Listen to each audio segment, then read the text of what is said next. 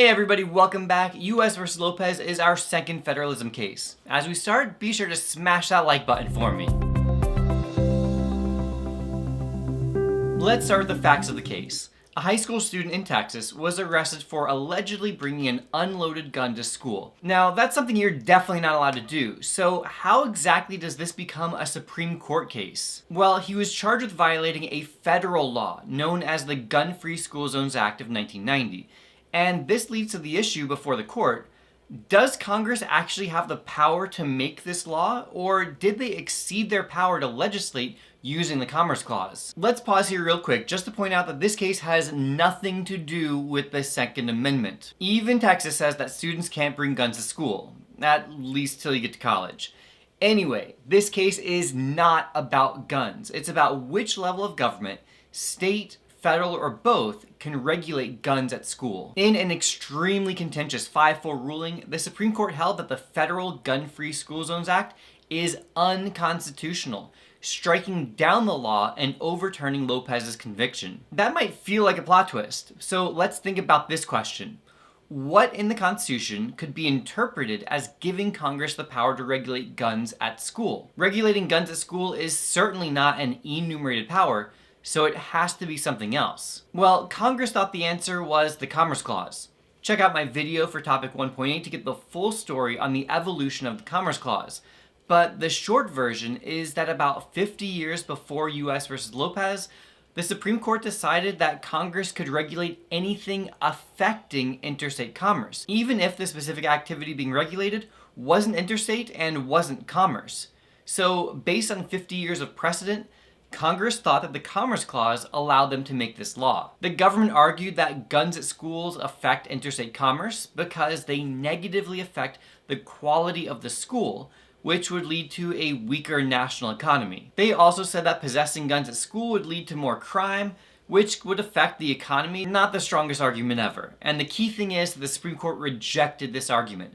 For the first time in over 50 years, the Supreme Court struck down a law that Congress made using the Commerce Clause, holding that the Gun-Free School Zones Act of 1990 is unconstitutional. The court reasoned that possession of a gun in a school zone does not substantially affect any sort of interstate commerce.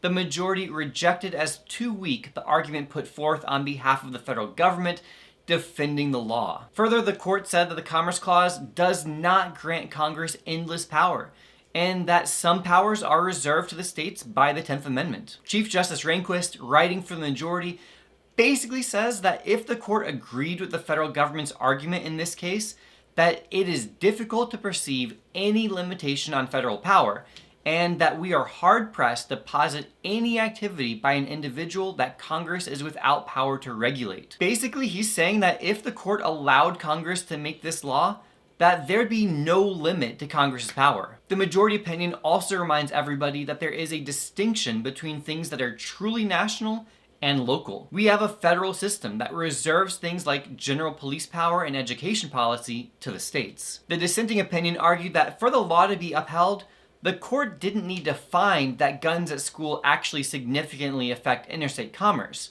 Rather, they only need to find that Congress had a rational basis for believing that there was a significant connection. The court typically uses a rational basis test with Commerce Clause laws, making it much more likely that the laws get upheld. And the dissent pointed out another issue, that this decision threatened to cause legal confusion about other Commerce Clause legislation, since the court no longer was apparently rubber stamping such legislation, automatically upholding it like they had for 50 or 60 years. So this case is clearly a victory for states' rights supporters, and the federal government took a major L in this one. Another way to say it is that it was a victory for conservatives who often prefer states' rights, and a loss for liberals who typically support stronger federal power. But let me warn you not to go too far with this. This case did not change the interpretation of the Commerce Clause that allows Congress to regulate anything affecting interstate commerce. They still can. They still have a ton of power.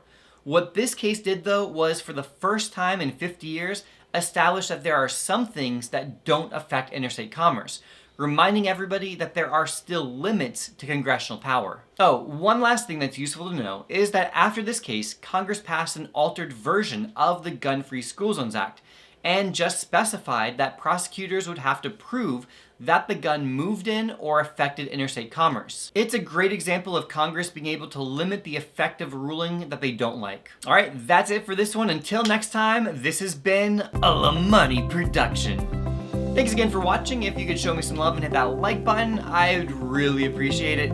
Make sure you subscribe if you haven't already, and check out the Ultimate Review Packet. It includes a ton of high quality practice, exclusive videos, study guides, 3 full-length practice tests, and more. And I will see you in the next video.